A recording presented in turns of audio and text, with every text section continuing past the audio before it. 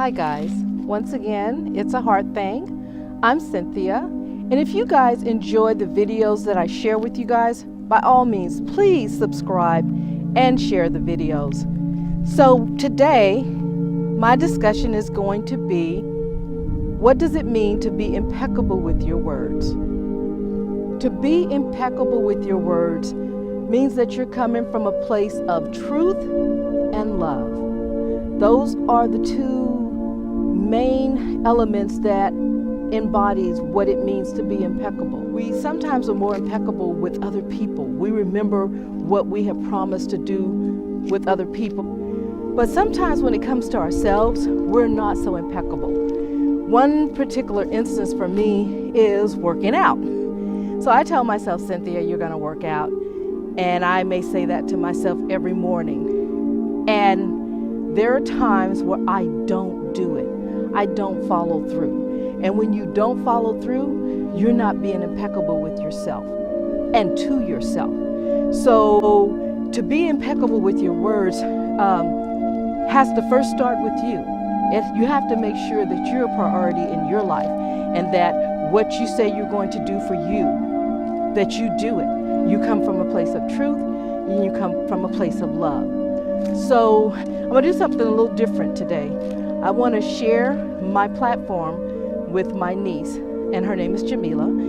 And as I was walking through the kitchen earlier this week, I noticed that she had the 4 Agreements book on the kitchen counter.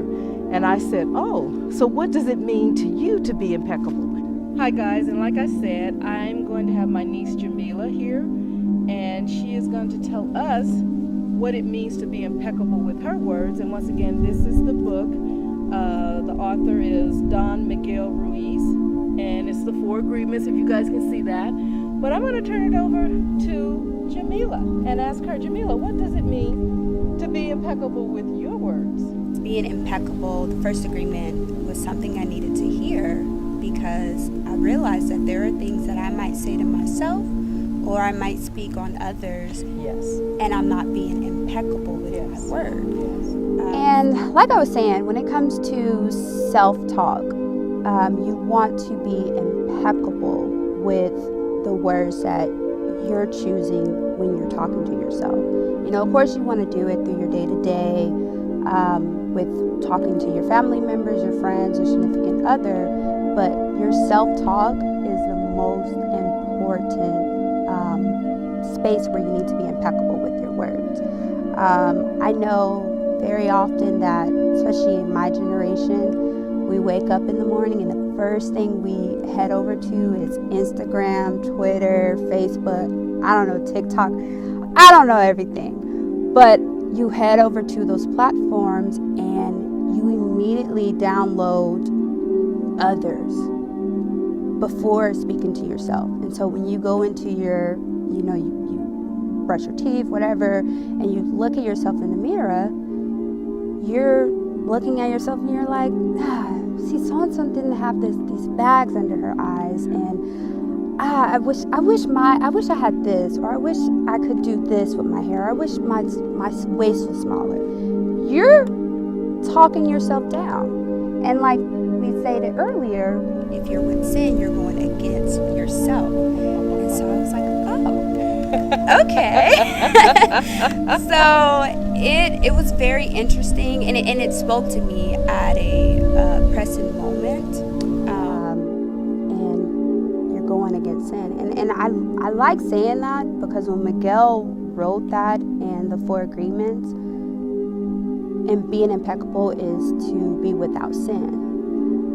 It really, because we talk about sins. Oh, that's a sin. That's a sin. That's a sin. So it just really just kind of just lit a light bulb in my head.